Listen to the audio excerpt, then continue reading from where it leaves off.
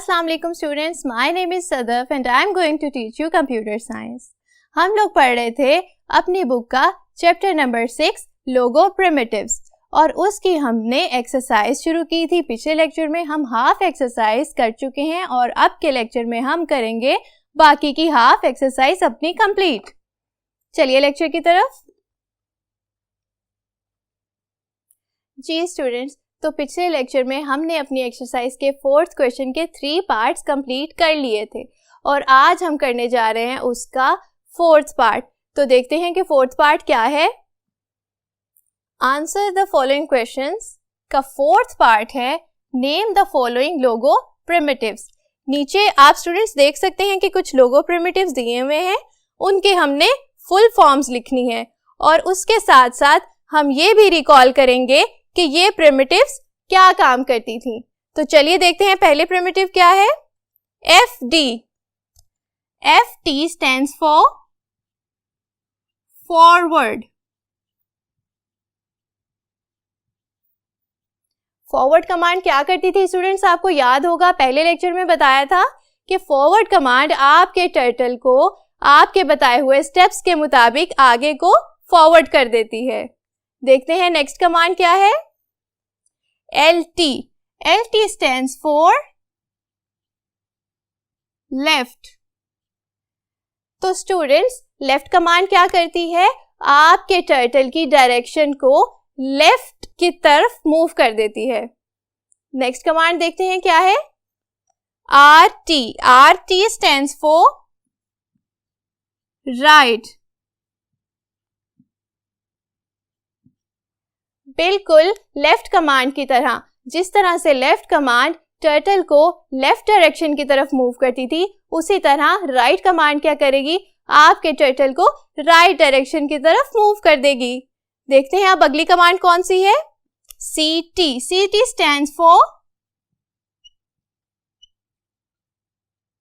Clear text. जी students, आपको याद होगा कि क्लियर टेक्स्ट कमांड क्या करती थी, आपकी जितनी भी प्रिमिटिव्स जो आपने लिखे हुए होते थे रिकॉल लिस्ट में, उनको क्लियर कर देती थी। ठीक है स्टूडेंट्स, आपको याद आया जी। तो देखते हैं कि नेक्स्ट कमांड क्या है। CS। CS stands for clear screen.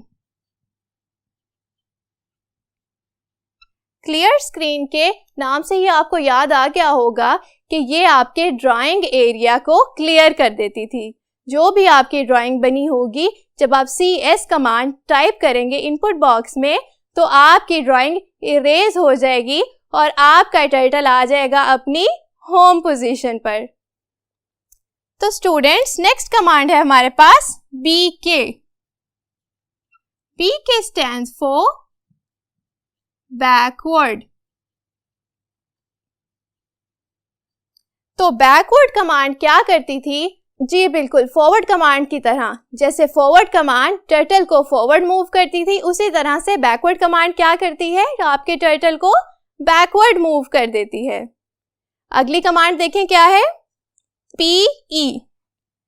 PE stands for pen erase.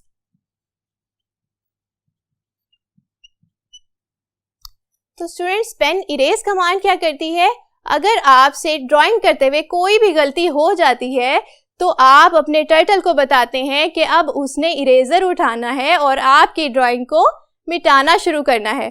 तो वो हम कैसे करते हैं, पेन इरेज कमांड की मदद से।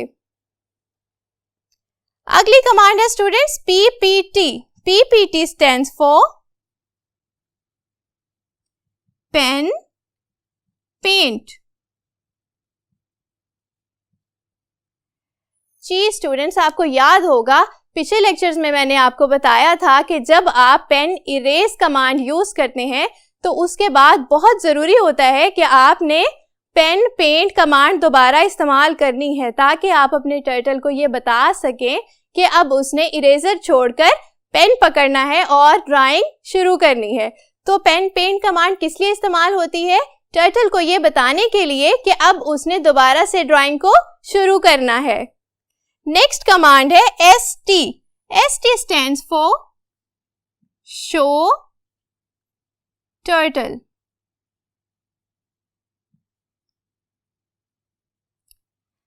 जी स्टूडेंट्स, तो शो टर्टल कमांड क्या करती है? अगर आपने अपने टर्टल को हाइड किया हुआ है या आपकी स्क्रीन पर नजर नहीं आ रहा, तो आप शो टर्टल कमांड लिखते हैं और आपका टर्टल स्क्रीन पर दोबारा से अपीयर हो जाता है। आगे है हमारे पास HT command. HT stands for hide turtle. जी स्टूडेंट्स, हाइड टर्टल कमांड क्या करती है? जैसे ही आपने अपनी ड्राइंग को कंप्लीट कर लिया और आप उसको अब फुल फॉर्म में देखना चाहते हैं, तो आपको अपना टर्टल हाइड कर लेना चाहिए। वो हम कैसे करते हैं? हाइड टर्टल की कमांड की मदद से। तो स्टूडेंट्स, हमने ये वाला क्वेश्चन भी सॉल्व कर लिया है और अब हम चलेंगे अपने क्वेश्चन नंबर 4 के 5th पार्ट की तरफ।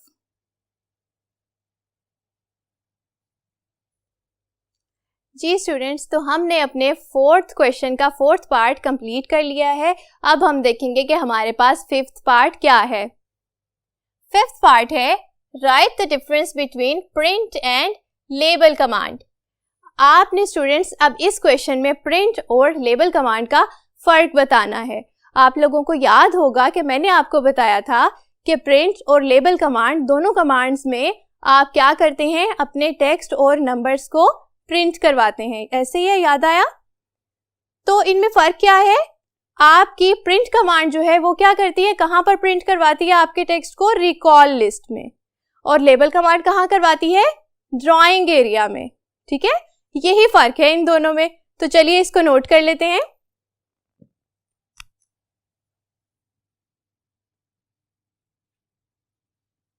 प्रिंट कमांड क्या करती है? It prints the text in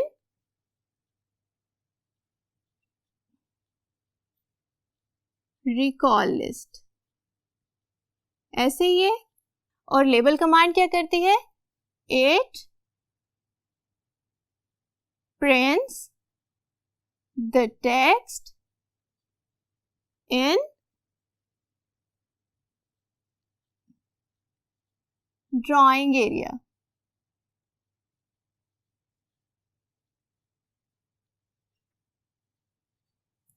ji students, तो इन दोनों का अगेन मैं आपको फर्क वाज़िया कर देती हूँ कि प्रिंट कमांड क्या करती है? आप जो भी टेक्स्ट और जो भी नंबर्स टाइप करते हैं वो कहाँ पर प्रिंट होते हैं? रिकॉल लिस्ट में। और लेबल कमांड क्या करती है? आपके दिए गए नंबर्स और टेक्स्ट को कहाँ प्रिंट करती है? ड्राइंग एरिया में प्रिंट करती है। देखते हैं अब हमारे पास अगला क्वेश्चन कौन सा है। What is the basic use of CS command? सबसे पहले हम देखेंगे कि CS कमांड थी क्या। CS stands for clear screen। clear screen command क्या करती थी? आप लोगों को याद होगा हमने दो कमांड जैसी पढ़ी थी, CT और CS। CT कमांड क्या करती थी? आपके टेक्स्ट को क्लियर करती थी। और CS कमांड क्या करती थी? आपकी स्क्रीन को क्लियर कर देती थी। स्क्रीन इस वक्त हम ड्राइंग एरिया को सपोज कर रहे हैं। ड्राइंग एरिया को ये कमांड क्लियर कर देती है और आपकी जो भी ड्राइंग्स बनी हुई होती हैं उनको इरेज कर देती है और आपके टर्टल को ले आती है बिल्कुल इसकी होम पोजीशन पर। तो चलिए इसका आंसर नोट कर लेते हैं।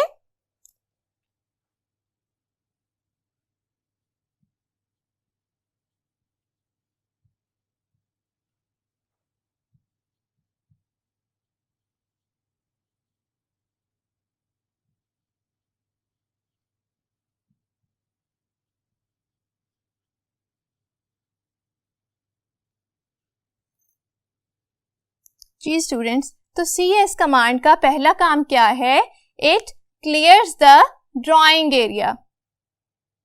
और दूसरा काम भी लिख लेते हैं। अभी आपको मैंने बताया कि उसके अलावा ये क्या करती है? It brings the turtle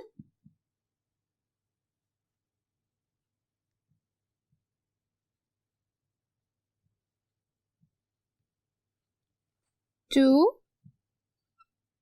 home position.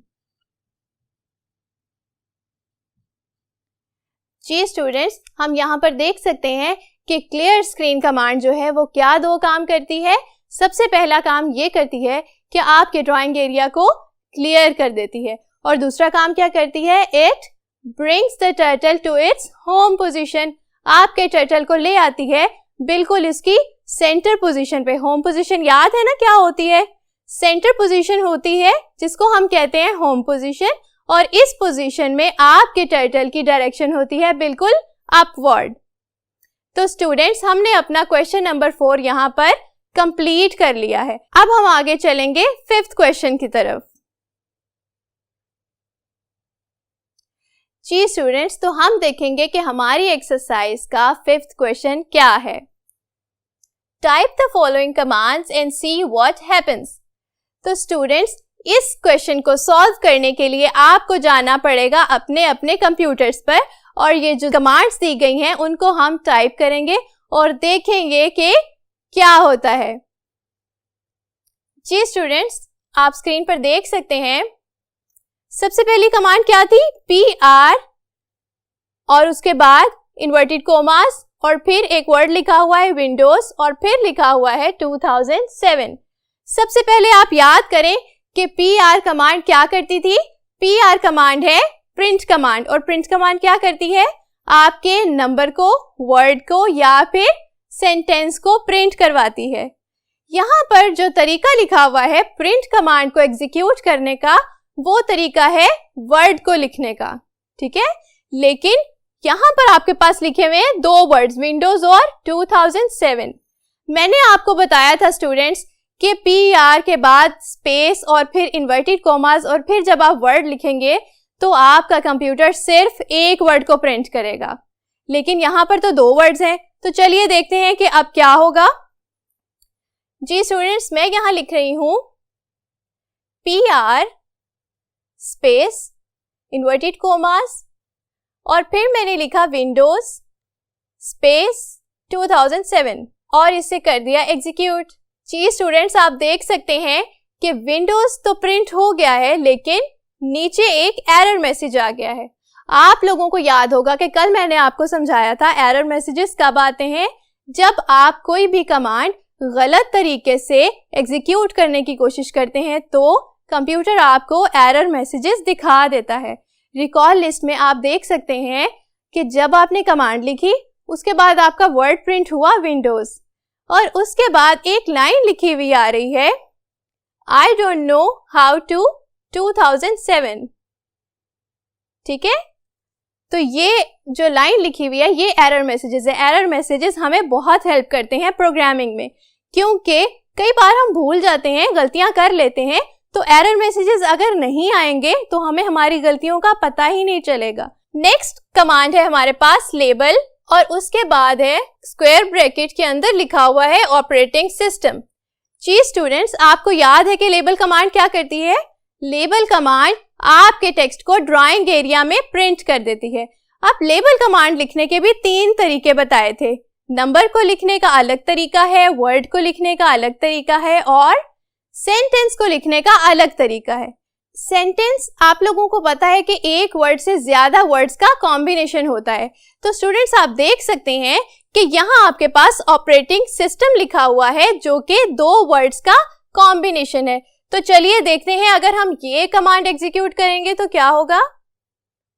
यहां मैं लिख रही हूं लेबल स्पेस स्क्वायर ब्रैकेट्स, और उसके दरमियान में मैंने लिख दिया है ऑपरेटिंग सिस्टम। तो स्टूडेंट्स, आप देख सकते हैं कि आपके ड्राइंग एरिया में बिल्कुल आपके टर्टल की डायरेक्शन में क्या प्रिंट हो गया है, ऑपरेटिंग सिस्टम प्रिंट हो गया है, और कोई एरर मैसेज भी शो नहीं हुआ क्योंकि आपने ये कमांड बिल्कुल सही एग्जीक्यूट की है। अगली कमांड देखते हैं अब क्या है। नेक्स्ट कमांड है प्रिंट स्पेस स्क्वायर ब्रैकेट्स, और उसमें लिखा हुआ है लोगो इज अ कंप्यूटर लैंग्वेज, ठीक है। तो स्टूडेंट्स, जिस तरह से हमने पहले लेबल कमांड को एग्जीक्यूट किया था, बिल्कुल उसी तरह से हम इस प्रिंट कमांड को भी एग्जीक्यूट करेंगे, और मुझे उम्मीद है कि आपको याद होगा कि प्रिंट कमांड क्या करती है। प्रिंट कमांड आपके दिए हुए टेक्स्ट या नंबर को रिकॉल लिस्ट में प्रिंट कर देती है। तो चलिए देखते हैं कि हम ये कमांड एग्जीक्यूट करेंगे तो क्या होगा। जी स्टूडेंट्स, हम लिख रहे हैं प्रिंट स्पेस और ये मैंने लगाए स्क्वायर ब्रैकेट्स और उसमें मैंने लिख दिया है लोगो इज अ कंप्यूटर लैंग्वेज। तो स्टूडेंट्स, आप देख सकते हैं कि आपकी रिकॉल लिस्ट में आपकी कमांड के बाद एक सेंटेंस प्रिंट हुआ है। वो क्या है? वही सेंटेंस जो हमने अभी कमांड में लिखा था, लोगो इज अ कंप्यूटर लैंग्वेज।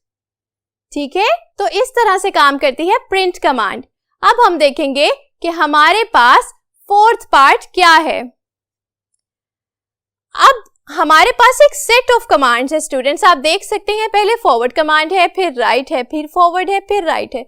तो चलिए इनको बारी बारी एग्जीक्यूट करके देखते हैं और देखते हैं कि क्या होता है।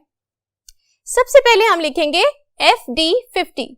FD50 is forward 50।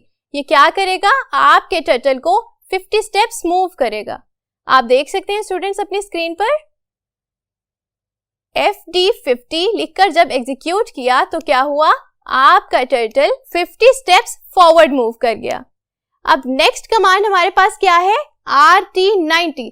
RT command students आपको याद होगा कि RT कमांड क्या करती थी? आपके टर्टल को राइट डायरेक्शन में मूव कर देती थी।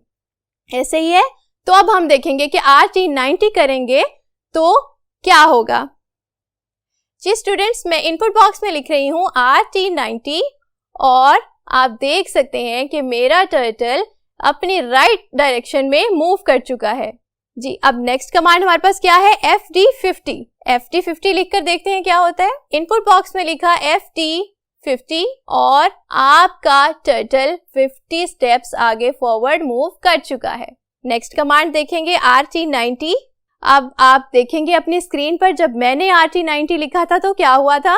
RT90 और उससे कर दिया एग्जीक्यूट और अब आपका टर्टल अपनी डायरेक्शन को मूव कर चुका है। अब हम चलेंगे 50 स्टेप्स दोबारा से आगे। उसके लिए हमें क्या करना पड़ेगा? हम कमांड लिखेंगे FD50। तो स्टूडेंट्स, हमने लिखा FD50 और उसे एग्जीक्यूट कर दिया और जिस डायरेक्शन में आपका टर्टल था उसी डायरेक्शन में उसने 50 स्टेप्स आगे मूव कर लिए। अब स्टूडेंट्स, हम दोबारा से RT90 लिखेंगे। RT90 लिखा और एग्जीक्यूट किया तो क्या हुआ? आपके टर्टल ने अपनी डायरेक्शन को चेंज कर लिया। अब फिर से हमने क्या करना है? FD50 लिखना है। जी स्टूडेंट्स, FD50 लिखा और आपका टर्टल सेम डायरेक्शन में 50 स्टेप्स फॉरवर्ड मूव कर गया है। इन सारी कमांड्स को एग्जीक्यूट करने से हमारे पास आ गया है एक स्क्वायर। तो इसी के साथ हमने अपना ये वाला क्वेश्चन भी कंप्लीट कर लिया। अब चलते हैं अपने नेक्स्ट क्वेश्चन की तरफ। जी स्टूडेंट्स, तो 6th क्वेश्चन है हमारे पास, arrange the jumbled words. Jumbled words मुझे यकीन है कि आपने इंग्लिश में पढ़े हुए होंगे। जम्बल्ड वर्ड्स क्या होते हैं? ऐसे वर्ड्स जिनकी लेटर्स की अरेंजमेंट ठीक नहीं होती और उनको हमने ठीक करके प्रॉपर वर्ड्स बनाना होता है। तो चलिए देखते हैं पहला वर्ड हमारे पास क्या है। सबसे पहले हमारे पास लिखा हुआ है OLOG। तो स्टूडेंट्स, आप देख सकते हैं कि ये क्या करेक्ट वर्ड इसका क्या बनेगा? लोगो। लोगो में भी तो OLOG आते हैं ना, LOGO। तो इसको हम अरेंज कर देते हैं किस तरह से? LOGO। तो ये आपके पास वर्ड एक बन गया है लोगो। तो नेक्स्ट वर्ड है आपके पास ABLEL। तो स्टूडेंट्स सोचें कि इन लेटर्स के साथ हम कौन सा वर्ड बना सकते हैं? जी, लेबल। लेबल के क्या स्पेलिंग्स होते हैं स्टूडेंट्स? LABE and L। आप देख सकते हैं कि ये सारे लेटर्स वही हैं जो इस वर्ड में थे। नेक्स्ट वर्ड है क्या हमारे पास? RINPT। ये थोड़ा मुश्किल वर्ड लग रहा है लेकिन हम इसको भी सॉल्व कर लेंगे। तो स्टूडेंट्स, आपको याद होगा प्रिंट के क्या स्पेलिंग होते हैं? PRINT। I N and T। आप देख सकते हैं कि ये सारे के सारे लेटर्स वही हैं जो हमारे पास इस जंबल वर्ड में थे। ठीक है, अब अगले वर्ड को देखते हैं क्या है, IGHTR। स्टूडेंट्स ये वर्ड है आपके पास राइट।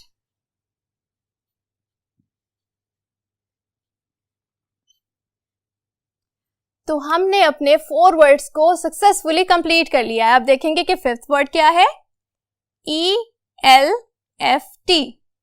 ELFT सोचें क्या बन सकता है जी, लेफ्ट। तो लास्ट वर्ड हमारे पास है लेफ्ट, LEFT।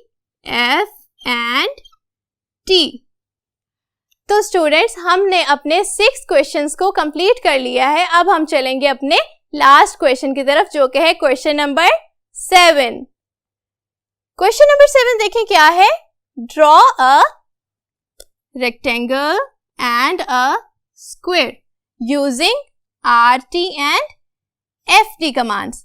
अब हमने 2 कमांड इस्तेमाल करनी है, RT कमांड और FD कमांड इस्तेमाल करनी है, और हमने बनाना है स्क्वायर और क्या बनाना है, रेक्टेंगल बनाना है। ठीक है, तो चलिए शुरू करते हैं। सबसे पहले हम कमांड लिखेंगे FD50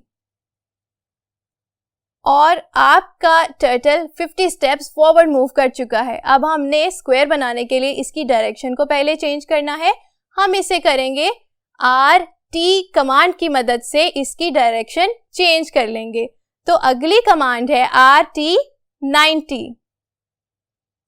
जी स्टूडेंट्स आप देख सकते हैं कि डायरेक्शन चेंज हो गई है और एक लाइन हमने ड्रॉ भी कर ली है। अब हम सेकेंड लाइन को ड्रॉ करेंगे उस डायरेक्शन में जिस डायरेक्शन में अभी हमने टर्टल को मूव किया है। तो अगली लाइन को ड्रॉ करने के लिए हमें क्या करना पड़ेगा, FD कमांड लिखनी पड़ेगी, FD50। चलिए देखें, FD50 लिखने से एक और लाइन ड्रॉ हो गई है। अब हमने करनी है टर्टल की डायरेक्शन को चेंज। उसके लिए क्या करेंगे, RT90 और फिर से हम तीसरी लाइन को ड्रॉ करने के लिए क्या करेंगे, FD50। और ये तीसरी लाइन भी ड्रॉ हो चुकी है। अब लास्ट लाइन को ड्रॉ करने के लिए सबसे पहले हमें क्या करना पड़ेगा, डायरेक्शन को चेंज करना पड़ेगा। ठीक है, टर्टल की डायरेक्शन को चेंज करने के लिए हमें कौन सी कमांड लिखनी है, बिल्कुल जो पहले से हम कमांड लिख रहे थे डायरेक्शन को चेंज करने की, RT90। RT90 जब हम लिखेंगे तो आपके टर्टल की डायरेक्शन चेंज हो जाएगी और उसके बाद हम अपनी 4th लाइन जो कि फाइनल लाइन है स्क्वायर को कंप्लीट करने की, वो हम ड्रॉ करेंगे। जी देखें, RT90 डायरेक्शन चेंज हुई। अब हम 50 स्टेप्स फॉरवर्ड मूव करेंगे अपने टर्टल को टू मेक अ स्क्वायर। जी स्टूडेंट्स आप देख सकते हैं कि 50 स्टेप्स फॉरवर्ड मूव किया आपका टर्टल और ये हमारे पास बन गया है स्क्वायर। अब हमने देखना है कि हमने रेक्टेंगल को कैसे बनाना है। जी स्टूडेंट्स देखें, अब जो हम कमांड्स लिखने वाले हैं वो हमें रेक्टेंगल बनाने में हेल्प करेंगी। तो अब हम देखेंगे कि हम अपना रेक्टेंगल कैसे बनाएंगे। जी स्टूडेंट्स FD40 जब मैंने लिखा तो क्या हुआ, आपका टर्टल 40 स्टेप्स फॉरवर्ड मूव कर गया अपवर्ड डायरेक्शन में। अपवर्ड डायरेक्शन में क्यों मूव किया, क्योंकि आपके टर्टल की डायरेक्शन हमेशा अपवर्ड होती है स्टार्टिंग पॉइंट पर। ठीक है, उसके बाद आप जब चेंज करते हैं डायरेक्शन को राइट या लेफ्ट कमांड यूज करके तो फिर डायरेक्शन चेंज होती है। ठीक है स्टूडेंट्स, तो आपकी लाइन कैसे ड्रॉ हुई, अपवर्ड डायरेक्शन में ड्रॉ हुई। अब हमने राइट कमांड इस्तेमाल करनी है और टर्टल की डायरेक्शन को चेंज करना है। तो हम लिखेंगे RT90 और डायरेक्शन चेंज हो चुकी है, आप देख सकते हैं। अब हम एक और लाइन ड्रॉ करेंगे जो कि हमारी सेकेंड लाइन है रेक्टेंगल की। उसको ड्रॉ करने के लिए हमें कौन सी कमांड लिखनी पड़ेगी, FD60। तो जब मैंने FD60 लिखा तो स्टूडेंट्स आप देख सकते हैं कि एक सेकेंड लाइन भी ड्रॉ हो चुकी है। अब मैंने क्या करना है, डायरेक्शन को चेंज करना है और फिर तीसरी लाइन को ड्रॉ करना है। तो डायरेक्शन चेंज करने के लिए स्टूडेंट्स हम क्या करते हैं, RT90 दोबारा से कमांड लिखेंगे और जब मैंने यहाँ लिखा RT90 तो डायरेक्शन चेंज हो चुकी है। और अब मैंने तीसरी लाइन को ड्रॉ करने के लिए FD40 कमांड लिखी और ये हो गई है थर्ड लाइन भी ड्रॉ। फोर्थ लाइन को ड्रॉ करने के लिए सबसे पहले आपने करना है डायरेक्शन को चेंज। डायरेक्शन हमने चेंज कर ली थी, अब हम 60 स्टेप्स फॉरवर्ड मूव करेंगे तो हमारा रेक्टेंगल ड्रॉ हो जाएगा। तो लिखते हैं FT60 और आप देख सकते हैं स्टूडेंट्स कि आपका रेक्टेंगल जो है वो ड्रॉ हो गया है। तो स्टूडेंट्स आपने अब करना ये है कि डिफरेंट डायमेंशंस के साथ स्क्वायर और रेक्टेंगल को ड्रॉ करना है और इस सारी एक्सरसाइज की आपने एक बार तो ज़रूर प्रैक्टिस करनी है। आज के लेक्चर के लिए इतना काफ़ी है। अपना ख्याल रखिएगा। अल्लाह हाफिज़।